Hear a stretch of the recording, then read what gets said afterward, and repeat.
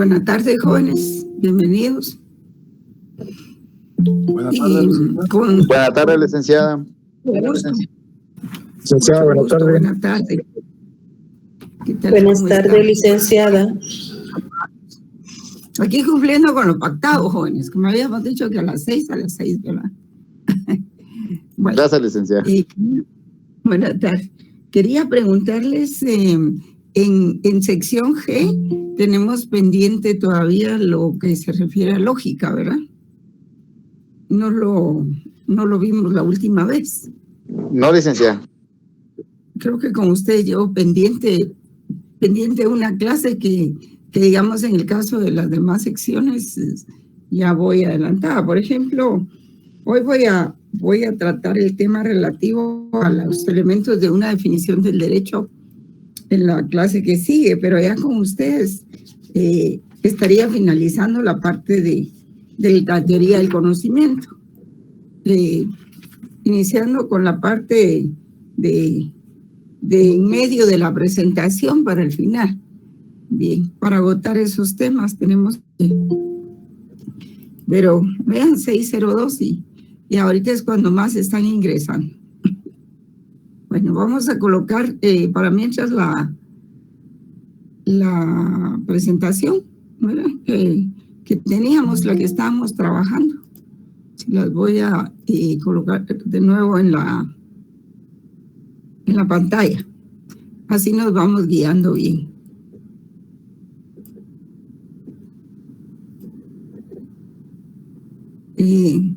Si no la ven, me avisan, por favor.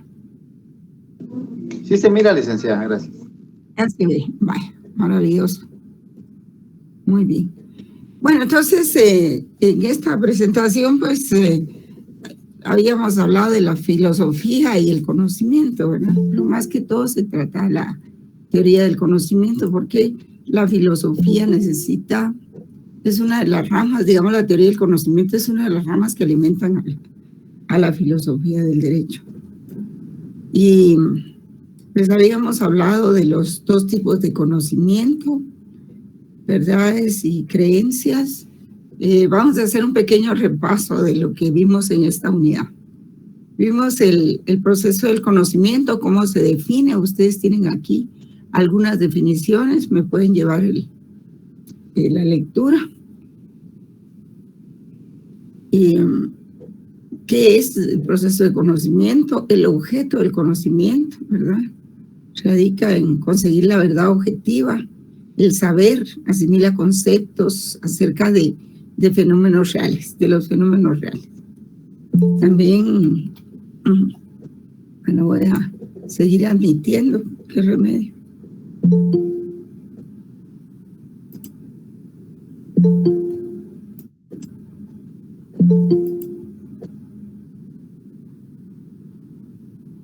Bueno. Entonces, para no perder mucho tiempo, esta parte ya la habíamos visto con ustedes. Hablamos del conocimiento sensorial y hablamos del conocimiento lógico, que es el racional. El conocimiento sensorial es por medio de los sentidos, que es la primera puerta hacia el conocimiento, que es lo que nos da el conocimiento empírico, o lo que es la opinión, lo que son las doxas, ¿verdad? Y el conocimiento racional, que es lo que permite recibir el conocimiento sensorial, analizarlo y eventualmente asimilarlo, ¿verdad? O internalizarlo. Y luego ya podemos exponer nuestros propios juicios, ¿verdad? Ya es más elaborado el conocimiento racional. Y es el que nos permite llegar a las epistemes, el conocimiento científico. Y podemos llegar no solo a conclusiones, sino también predicciones. Lo que a veces se llama el diagnóstico de una situación y el pronóstico. El diagnóstico, pues, es definir, establecer cuál es la situación de un determinado tema o problema que estemos estudiando. Y Y las predicciones, pues, es el pronóstico. Y, por ejemplo, decir, bueno, de continuar en esta situación va a suceder tal cosa.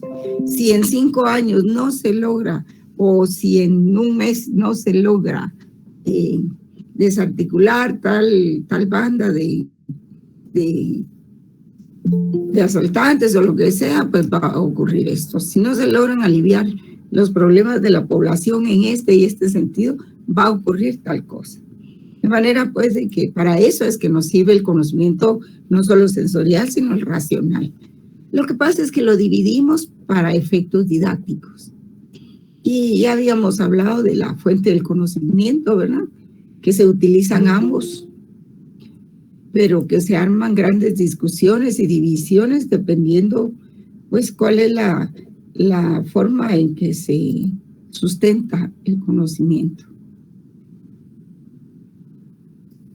No quiere decir que uno se excluya del otro, no. Ambos son importantes. Pero de ahí es que se forman los pensamientos idealistas también, ¿verdad? También de lo que se llama pseudociencias. Pseudociencias como, por ejemplo, la ideología, incluso la política, son pseudociencias, ¿verdad? No son ciencias en sí.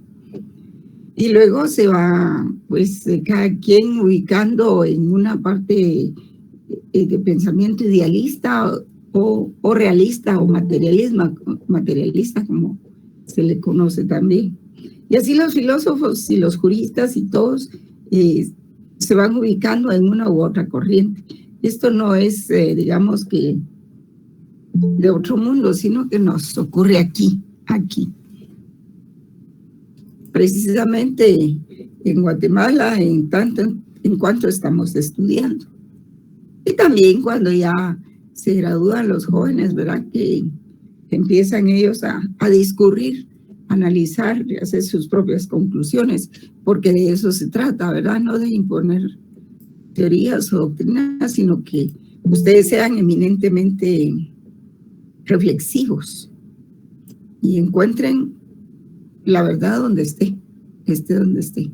Y para eso la teoría del conocimiento utiliza lo que hemos ya establecido, ya hemos descrito, que se estructura mediante un método científico. ¿En qué consiste? Pues es una serie de pasos lógicos, rigurosos y sistemáticos para llegar a un punto determinado que en filosofía y ciencias es la verdad.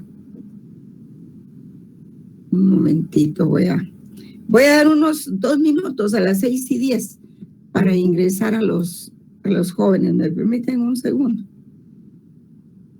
Así pueden ustedes ver la filmina.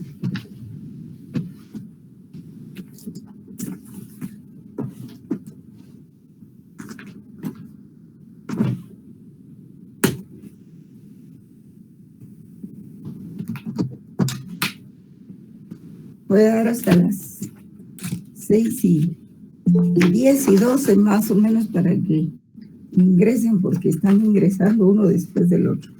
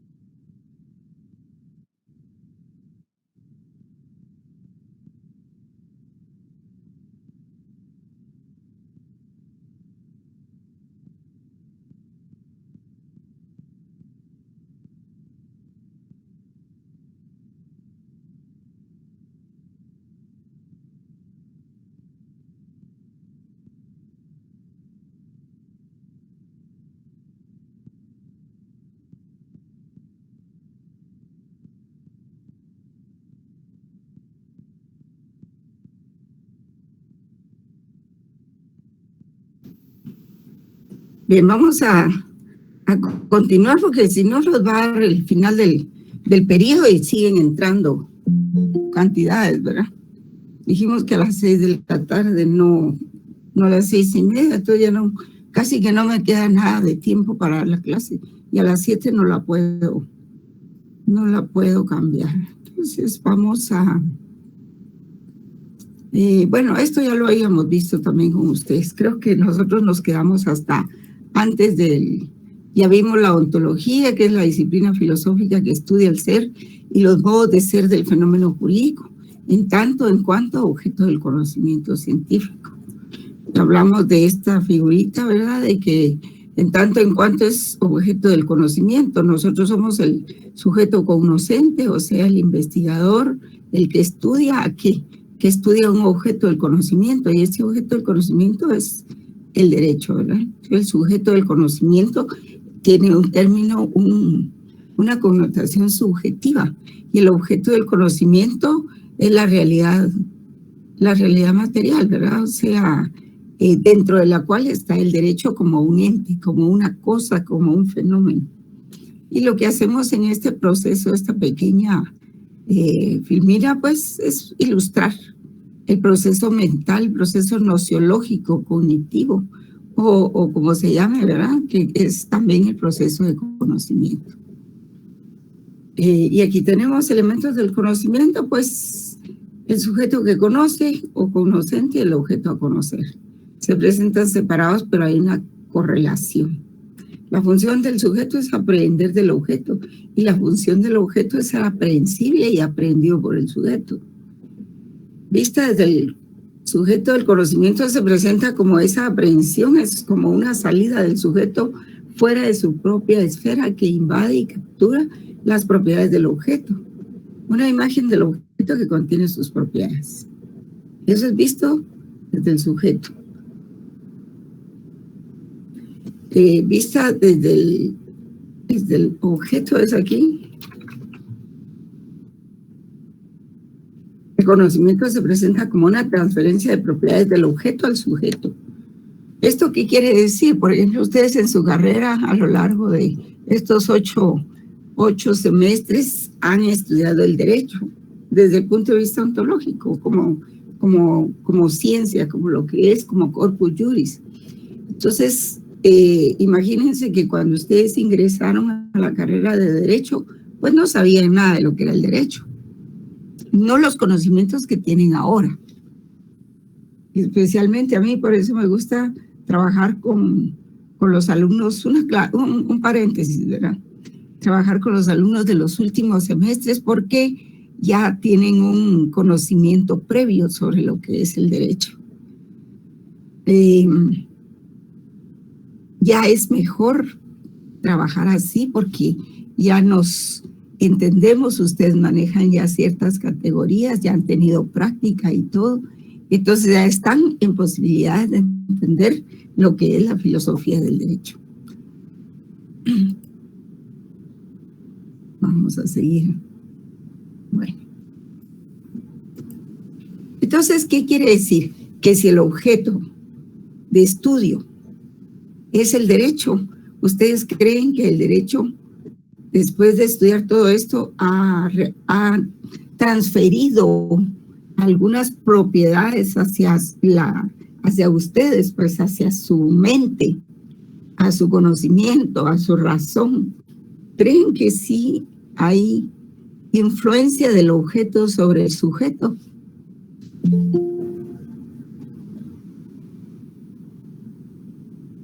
O sea, ustedes han sufrido un cambio mental y probablemente en su manera de pensar y de valorar las cosas.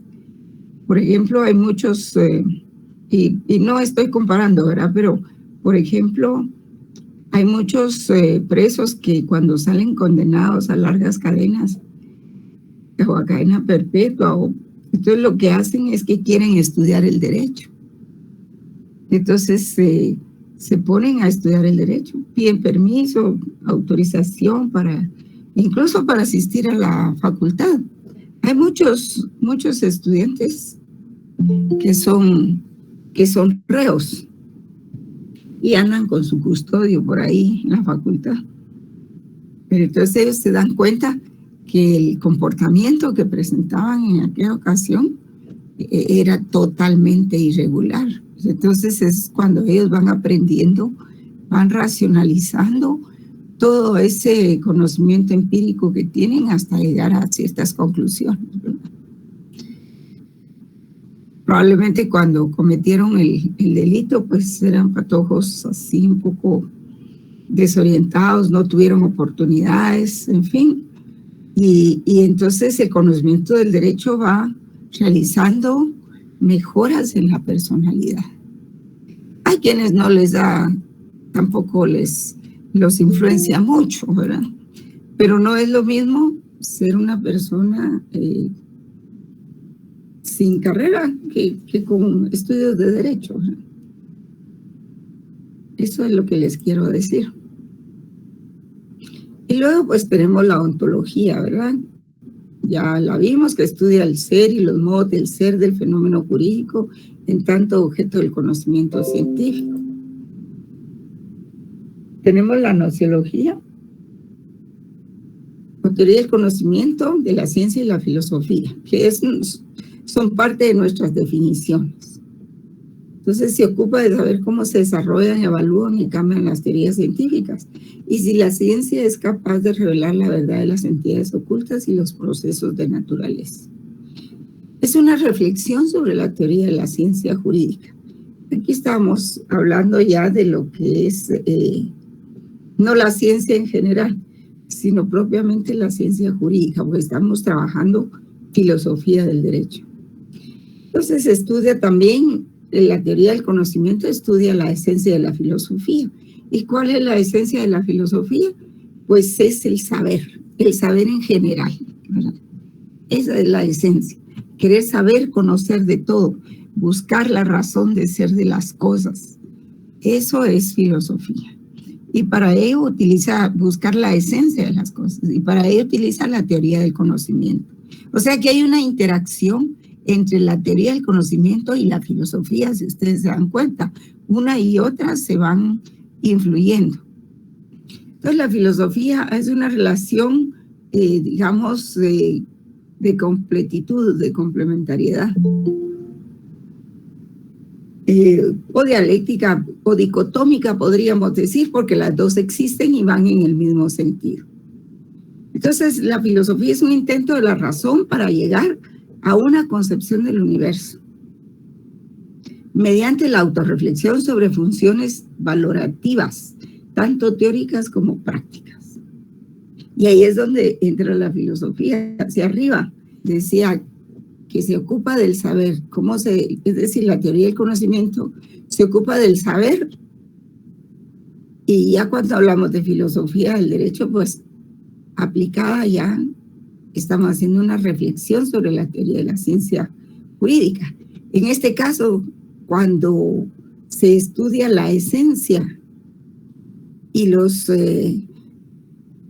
uso de la autorreflexión para establecer funciones valorativas, teóricas y prácticas, ahí esto se convierte en filosofía, que es teoría de los valores, en el caso de la filosofía del derecho. En el caso de la filosofía en general, no. Y la filosofía también es teoría de la concepción general del universo.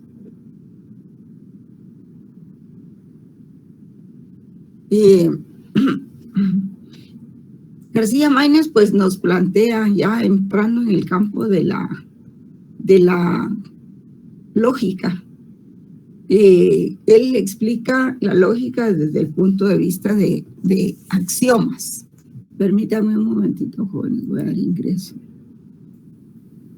De los axiomas. ¿Qué es un axioma? Pues es una verdad tan evidente que no necesita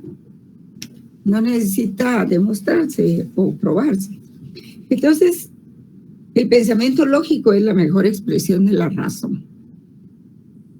Fíjense bien lo que estoy diciendo. El pensamiento lógico es la mejor expresión de la razón. Y gracias a él los seres humanos somos capaces de arribar a conclusiones compartidas en las cuales no importa quién elabore un argumento, sino que este argumento sea válido para todos. La lógica, entonces, es la herramienta de la que hablaba Habermas. Él escribió su texto de lógica en 2002 y dice que es para saber dialogar en serio, para construir consensos de beneficio común y general. Para eso nos ayuda la lógica.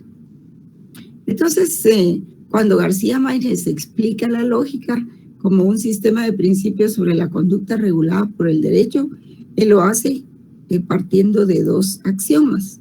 El primer axioma ontológico jurídico de contradicción, él dice que si una conducta se encuentra jurídicamente regulada, no puede hallarse a la vez permitida o prohibida. Y el segundo axioma ontológico, que este es muy importante, de jurídico, es de exclusión. El anterior es de contradicción.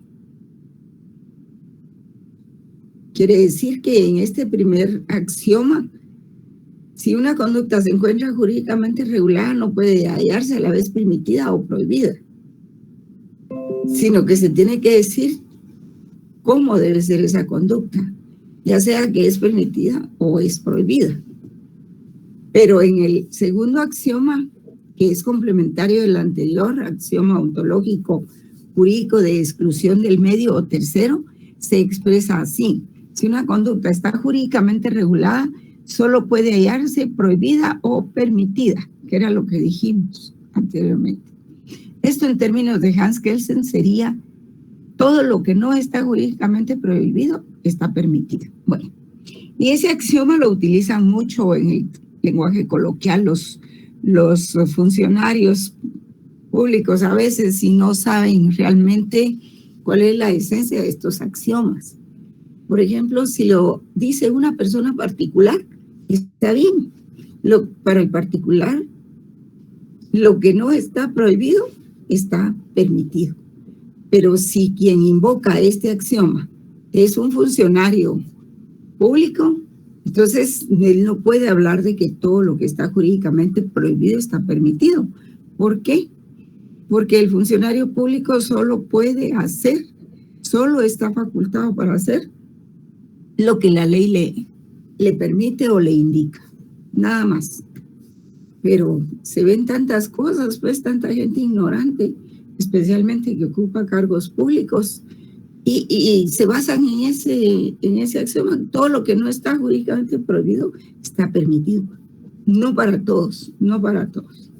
Bien, vamos a continuar. Entonces, vamos a ver por acá. Vamos a ver la lógica. El pensamiento lógico, pues como les decía, es la mejor expresión de la razón. Es una disciplina encargada de estudiar las leyes y formas de pensamiento. Enseña a razonar correctamente y a buscar la verdad con orden, con facilidad y sin error. Pues el pensamiento crítico nos guía para desarrollar nuestra propia identidad. La lógica nos ofrece bases para que ese pensamiento sea coherente y no solo sea la expresión de una rebeldía sin causa. La lógica nos guía para proceder con orden en la construcción de nuevos conocimientos o en la revisión de los que ya poseemos, ¿verdad? Entonces, como pueden ver ustedes ahí, se dedica a estudiar la estructura del pensamiento para descubrir las leyes o principios que se requiere para que éste sea válido. No se trata de si es verdadero, es que si es válido. Pero por supuesto que lo válido tiene mucho que ver con la verdad. Entonces se llama lógica la disciplina encargada de estudiar las leyes y formas de pensamiento. Esta rama de la filosofía construye normas para la investigación científica y suministra un criterio de verdad. Porque el criterio de verdad, bueno, no es una verdad absoluta, sino que es una verdad de la mejor manera posible, porque las verdades tienden a cambiar, son relativas, cambian por los sujetos, cambian por el contexto económico, social, por la misma tecnología y todo eso. En ese sentido, pues enseña a razonar correctamente y a buscar la verdad con orden, con facilidad y sin error, como dice ahí. Esta disciplina se dedica a estudiar la estructura del pensamiento para descubrir las leyes o principios que se requieren para que este pensamiento sea válido. La lógica no se encarga de demostrar que una afirmación sea cierta en la práctica, porque de eso se pueden encargar otras ciencias o la misma experiencia, ¿verdad? A la lógica solo le interesa el aspecto formal del pensamiento, su coherencia y validez. O sea, que a la lógica lo que le interesa es la forma del pensamiento, su coherencia y validez. La lógica rompe con la inmediatez de los datos que proporcionan los sentidos, porque el conocimiento se adquiere inmediatamente por medio de los sentidos. Pero cuando ese conocimiento se somete a análisis, entonces estamos usando la razón, el raciocinio. Entonces, por eso rompe con la inmediatez de los datos que proporcionan los sentidos. Un momentito.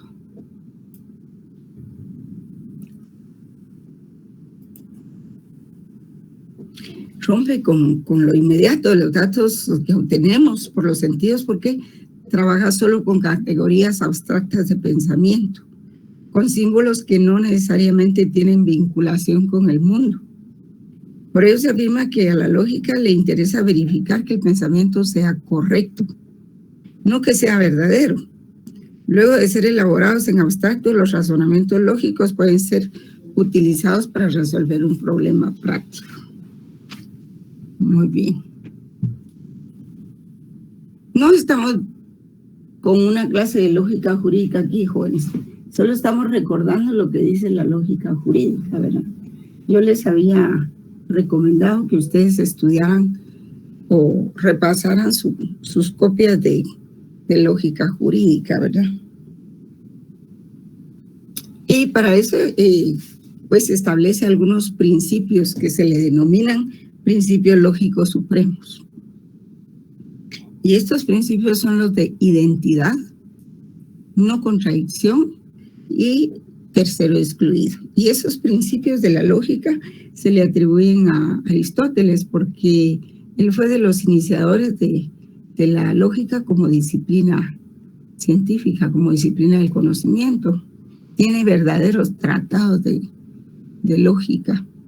Y estos primeros tres son complementarios. Uno a otro se complementan. Y existe la razón suficiente del gran filósofo Leibniz, que tanto aportó en la modernidad a la filosofía. Bien, entonces estos principios, cuando se habla de principios lógicos supremos, se entienden al igual que los axiomas que decía García Márquez. Se entienden, se entienden verdades tan evidentes que no pueden discutirse y que tampoco necesitan ser demostradas. Y por medio de ellos se fundamenta toda la actividad lógica. Aunque son extraídos de la realidad concreta, ¿verdad? Es decir, ¿qué es lo que existe en la realidad concreta? Les voy a recordar. Cuando nosotros hablamos de la realidad concreta, ¿qué disciplina del conocimiento estamos utilizando? Solo quiero saber si realmente están captando o no. ¿Alguien me puede responder?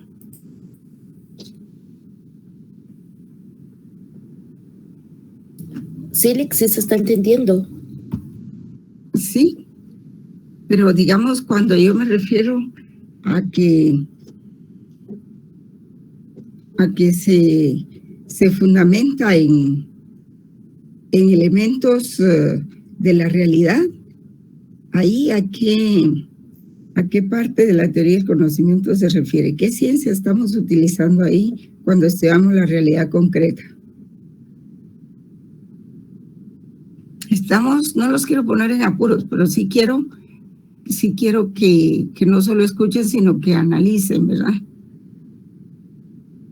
Nos estamos refiriendo a la ontología, o sea, donde están todos los entes, donde está el ser del derecho, donde están las cosas y los fenómenos. Entonces, cuando se habla de principios lógicos supremos, como les decía, son verdades tan evidentes que no vale la pena discutirse ni probarse, pero tampoco necesitan ser demostradas. Y por medio de ellos, pues se fundamenta toda la actividad lógica. Y esos elementos, esas verdades son extraídos de la realidad concreta, es decir, son elementos ontológicos. Todos nuestros razonamientos están fundados en elementos ontológicos. ¿Qué quiere decir eso? En elementos de la realidad concreta, ¿verdad? O como decía Marx, de la realidad objetiva.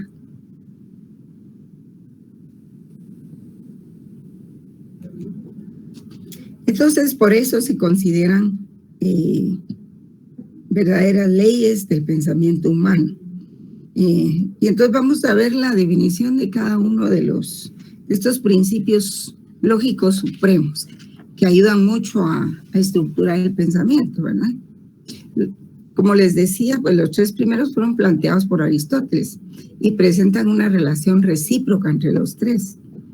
Es decir, uno necesariamente conduce a los otros. Y el último, pues, fue elaborado por Leibniz. El principio de identidad, vamos con el primero. El principio de identidad se relaciona con el mundo y con la realidad concreta, pero se aplica en la lógica como fundamento para construir cualquier conocimiento. Y este consiste en que es un principio ontológico porque surge del ser de las cosas, pero se aplica para la elaboración del conocimiento. El principio de identidad señala que todo cuanto existe, y ahí lo dice la Filmina, que todo cuando existe es único y diferente de los demás. Ese es el principio de identidad.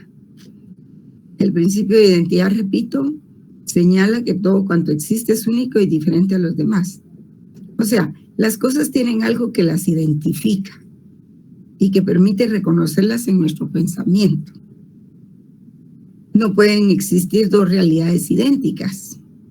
Ni siquiera nosotros como seres humanos somos idénticos el uno al otro, ¿verdad? Siempre hay diferencias, hasta en los gemelos hay diferencias.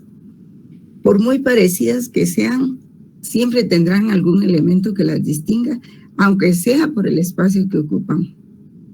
Entonces, todo lo que existe, aunque está en constante cambio, tiene algo que lo identifica y a la vez lo diferencia de los demás. ¿Y qué es eso? Pues es su esencia, lo que es realmente, ¿verdad? Lo que es. Bueno. Y eso es lo que se refiere al principio de identidad. El principio de no contradicción. Y tercero, excluido. Dice, el principio de no contradicción señala que una cosa no puede ser y no ser al mismo tiempo y en las mismas condiciones. Pues no, se afirma que algo es, pero no se puede negar que no es, no se puede decir que no es al mismo tiempo. Por ejemplo, una cosa no puede ser, como les decía, un escritorio y no ser un escritorio al mismo tiempo y bajo las mismas circunstancias. Por ejemplo, los escritorios que estaban en la cátedra, ustedes se recuerdan cuando teníamos clases presenciales, pues ese escritorio es para la cátedra, pero no se puede decir otra cosa de eso, ¿verdad? Y ese es el principio de identidad. Bueno, perdón, es el principio de no contradicción. Esta ley se complementa con la de identidad, que consiste en que si algo es idéntico a sí mismo, no puede ser a la vez diferente. En el derecho, esta ley se aplica en todos los ámbitos. Por ejemplo, con eso de las comisiones de postulación, ¿verdad? Me parece que es el artículo 113 o 116 de la Constitución, que señala los requisitos para ser funcionario público. y dice requisitos para ser funcionario público: ser mayor de edad, del estado seglar y de reconocida honorabilidad. Honorabilidad. Y entonces, en ese caso, quienes están en la comisión de postulación no pueden hacer gradaciones en valores tan absolutos como la honorabilidad. No pueden decir, mire, es honorable, pero en un 50%. No. O se es honorable o no se es honorable. En el caso de las sentencias, porque este ejemplo que cita el doctor Luis César López Perma, porque esta parte está en el libro del doctor Luis César López Perma, él señala un ejemplo, dice: Juan es culpable, Juan no es culpable. Significa que Juan no puede ser culpable y no culpable a la vez. No puede ser ambos en el mismo caso. Y el principio de tercero excluido se puede resumir en lo siguiente: entre el ser y el no ser no existe una tercera opción, que era lo que yo les decía de la honorabilidad. Esto no es honorable, pero no se puede ser una tercera opción ahí que no lo dice la Constitución. Pues es medio honorable, ¿verdad? Medio honorable. No hay gradaciones en eso, no hay. La tercera opción está excluida. Ahí dice en la filmina, por favor, llévenme la lectura. Y en el ejemplo que cita el doctor Perma, pues dice: Juan es culpable o no lo es. No existe, por ejemplo, la posibilidad de que sea medio culpable y medio no culpable. Y le cito este ejemplo de la honorabilidad, porque dice ahí que sea reconocida honorabilidad. Y muchos argumentaban en las comisiones de postulación de anteriores, habían expresado algunos colegas que tenían duda en que si es totalmente o no lo es. No, para nada. Aquí no se puede hacer terceros grados, ¿verdad? Terceras posición. O es o no es honorable. Así es la cosa. Y el asunto y la razón suficiente que señala Leibniz, que incluye Leibniz, dice que este principio pues explica que nada existe porque sí, sin una razón o causa que lo determine. Leibniz fue un Wilhelm. Leibniz es un filósofo que existió en 1646 a 1716, un filósofo de la modernidad. Más o menos cuando estaba Juan Jacobo Rousseau, Hugo Grocio, y todos ellos, ¿verdad? Y el autor de Leviatán también. Este principio también indica que un pensamiento podrá ser considerado verdadero si existen suficientes razones para ello. Es decir, para nuestro pensamiento solo son verdaderos los conocimientos que podamos probar suficientemente. Y esto será posible si se apoyan en conocimientos anteriores reconocidos de antemano como verdaderos, que es lo que en investigación se llama supuestos de la investigación, porque son verdades que ya se conocen, que ya se saben. Pero se llama razón suficiente, ¿verdad? Por ejemplo, cuando se dice: tengo razones suficientes para asegurar que algún día moriré, puesto que la razón indica que todo ser viviente tarde o temprano muere, ¿verdad? Entonces, esa es la razón suficiente de invocar algunos planteamientos, porque ya se tiene conocimiento de algunas cosas. Que en Guatemala hay hambre, eso ya es una razón suficiente de muchas cosas que están pasando, ¿verdad? Que hay pobreza, pues no es una cosa nueva que se tenga que probar, ya se conoce de antemano. Y quien investigue o se gradúe y todo, de abogado, de lo que sea, sabrá en qué país lo hace y con qué problemas tiene que lidiar.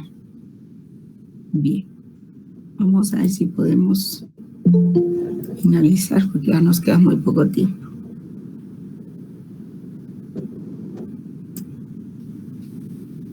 Entonces, veamos la lógica y la lingüística. ¿Con qué se relaciona la lógica? Se relaciona mucho con la lingüística.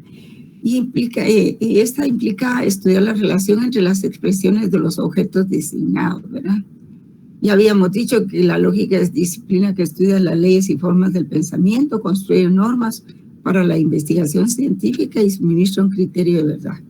Enseña a razonar correctamente, le interesa verificar que el pensamiento sea correcto, no tanto que sea verdadero para resolver un problema práctico.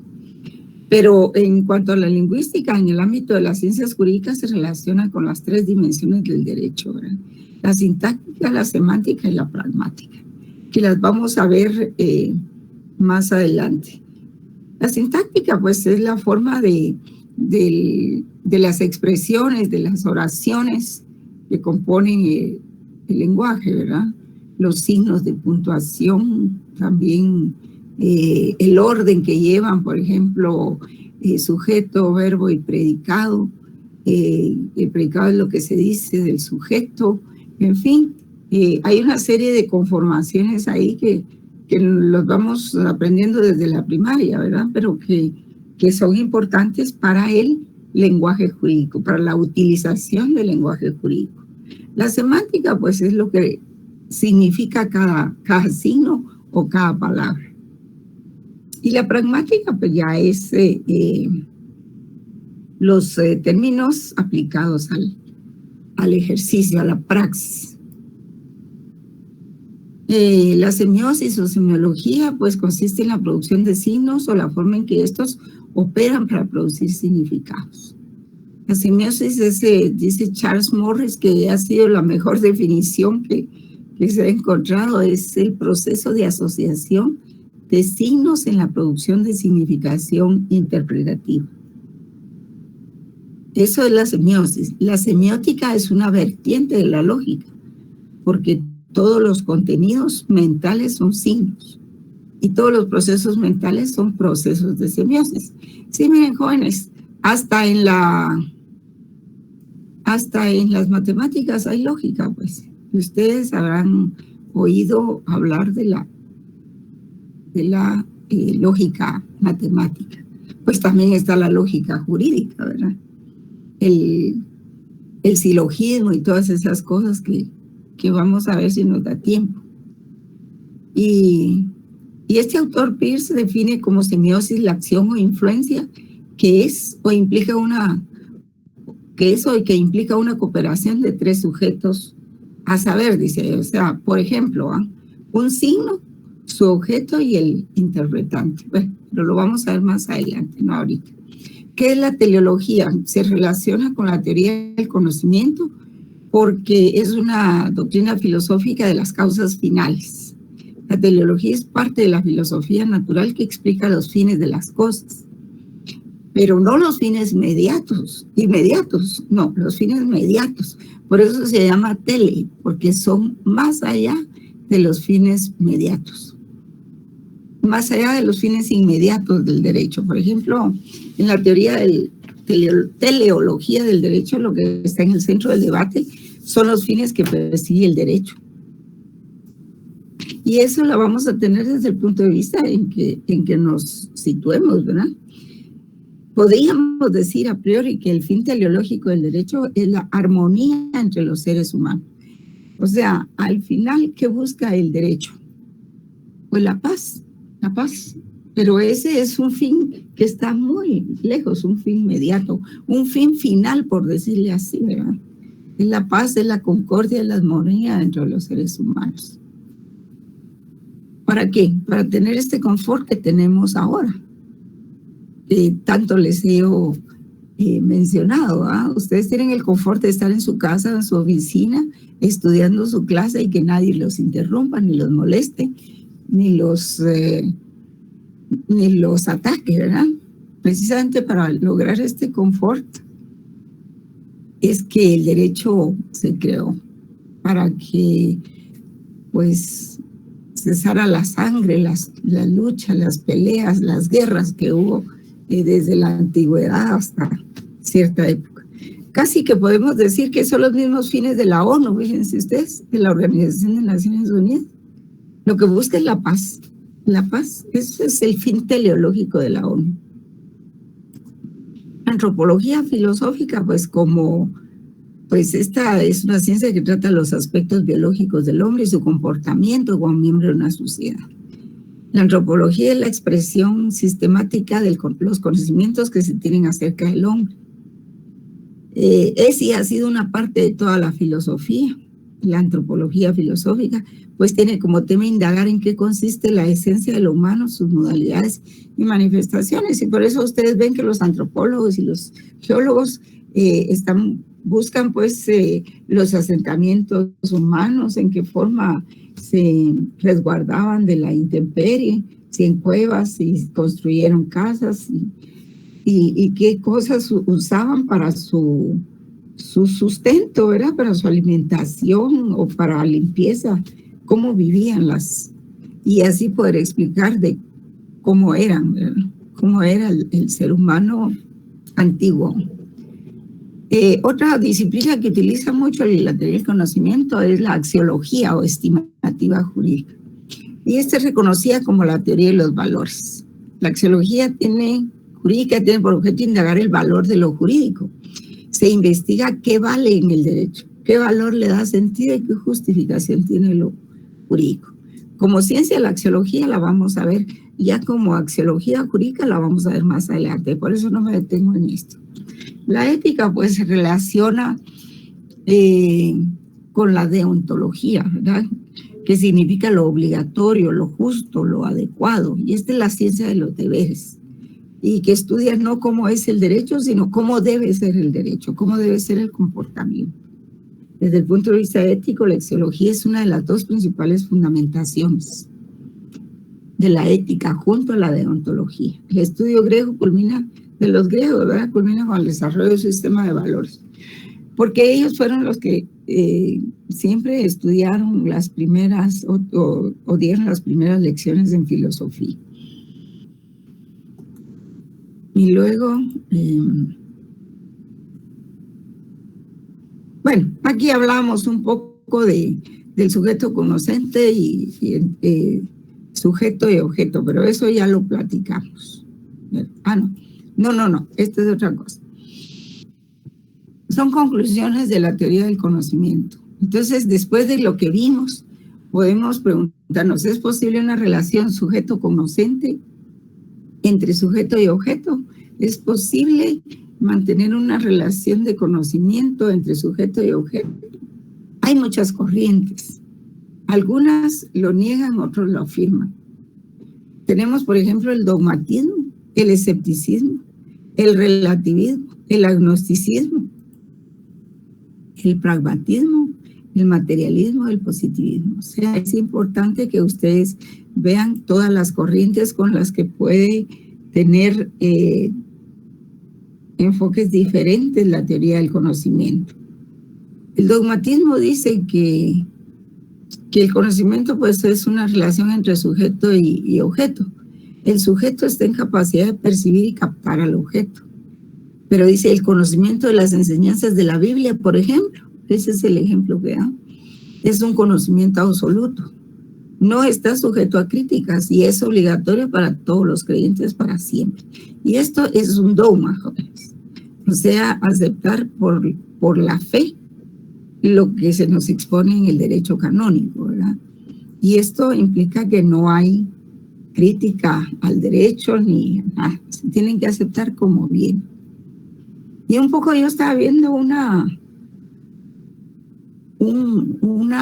programa sobre esos libros de autoayuda, que en general pues el programa comentaba que son negativos, pero además son perjudiciales para la gente, porque ¿cómo puede uno cambiar si está leyendo solito, apartado del mundo, un libro de autoayuda y pensar que eso le va a ayudar? No, pues si lo que ayuda es asomarse a la realidad, tener contacto con otras personas, intercambiar. Pero si estoy deprimido y leo un libro de autoayuda, es muy difícil que pueda salir de esa depresión. Bueno, pero vamos con el escepticismo. Es opuesto al dogmatismo y se fija en la función del sujeto e ignora la significación del objeto. Niega el conocimiento por los sentidos para el raciocinio. O sea, dice que no puede haber conocimiento sensorial para el raciocinio. Contradice las leyes de la lógica, ¿verdad? Esto no acepta el escepticismo, no acepta nada lógico, ahí sí que niega esa posibilidad. El relativismo, ¿qué dice? Que no existe una verdad universalmente válida. En eso sí tienes razón. La validez está limitada al sujeto que conoce y juzga. Un juicio válido para unos es dudoso para otros. Bueno, pero no es exactamente así, ¿verdad? Bueno, para quien lo cuestiona todo y para quien es relativista también se vuelve un escéptico. El agnosticismo son los agnósticos son los que niegan totalmente la posibilidad de conocer la realidad. Limita a la ciencia, renuncia al pensamiento lógico, margina el conocimiento de las leyes objetivas de la naturaleza y sociedad. O sea, los agnósticos sí que están perdidos completamente, ¿no? Ahí sí no hay para dónde. Y el pragmatismo, pues, determina el significado de la verdad, lo valioso, lo útil. Ustedes saben que el pragmatismo es, digamos, lo que ven es la utilidad de algo. Digamos, las sociedades anglosajonas son muy pragmáticas, como Estados Unidos. Ellos se fijan en lo que es útil. El hombre es un ser práctico, destinado a actuar. No es un ser pensante, sino de voluntad y acción. El intelecto no le es dado al hombre para investigar, sino para orientarse dentro de la realidad, siendo verdadero lo que resulta útil y provechoso. Esa es la filosofía de ellos. Los materialistas, ¿qué dicen? Pues que la conciencia es producto de la materia. Bueno, eso quiere decir que si me cortan la cabeza y no tengo cerebro, pues no tendré conciencia, ¿verdad? Al contrario senso. La naturaleza es cognoscible. Y sí, ahí sí aceptan de que la teoría del conocimiento es muy importante. En el proceso de trabajo el hombre penetra en la esencia del mundo y lo conoce. Sí, con el materialismo no hay problema. Es más, utiliza la teoría del conocimiento también. Y el positivismo pues asume una posición neutral entre idealismo y materialismo. El objetivo de la ciencia es la descripción estricta de los hechos suministrados por las sensaciones, por el conocimiento sensoriales. Y entonces, como es positivismo, lo que hace es describir los hechos suministrados. No los racionaliza, no los analiza, sino solo los describe. Bueno, también eso es un juicio, pero a priori, ¿verdad? Bien, jóvenes, creo que logré llegar a tiempo, casi que era una carrera esto por la admisión a todos los que no llegan. Bien, entonces estamos ahí 5 minutos antes de que empiece la otra sección. Licenciada, disculpe la pregunta, ¿usted nos va a compartir este material en Classroom? No, compañera, no se los voy a compartir. No, lo que les voy a compartir son documentos, ¿verdad? Documentos, son extractos de libros para que ustedes los puedan leer. ¿De dónde está extraído este documento? Pero le quiero decir una cosa. Esta unidad está basada en el libro del doctor Luis César López Perno, que se llama Exordio a la Filosofía. Es el número 14 que está dentro del programa. Muy bien.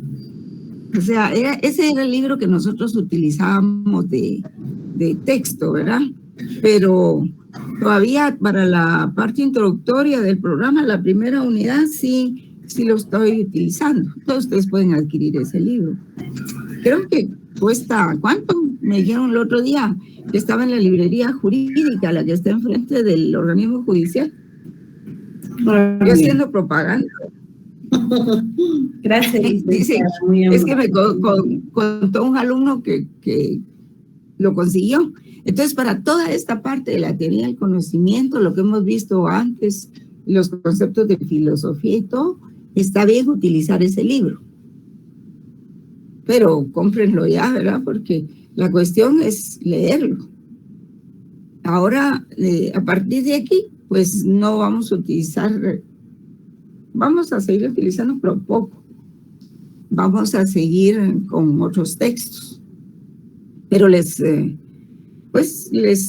recomiendo uno de los que pueden adquirir. Sí, Giovanni, cuénteme. Giovanni. Licenciada, ¿me escucha? Buenas noches. Sí, le escucho. Perdón, entonces con el de Máximo Pacheco que nos compartió, ¿habrá algún fragmento que podamos utilizar de ahí? Ah, sí, definitivamente. Los dos mínimamente. Máximo Pacheco y el doctor Luis César López Fermo para la primera unidad. Le agradezco mucho. Después ya para la segunda, pues, de todas maneras yo les voy a mandar algunos textos, pero sí tienen que leer eso. Probablemente el texto del doctor Máximo Pacheco solo tendrán que leer, creo yo, hasta como está en oficio, ¿verdad? Hay 2 hojas fotocopiadas en oficio. Yo considero que las primeras 6 o las primeras 3 hojas, como 6 páginas, algo así. Bueno, ya tienen material para leer, jóvenes. Así es de que ya no hay pretexto para no leer, ¿verdad? Bueno, muy buenas noches. Hasta luego. Hasta mañana. Buenas noches, licenciada. Pues, Feliz noche, licenciada. Feliz noche.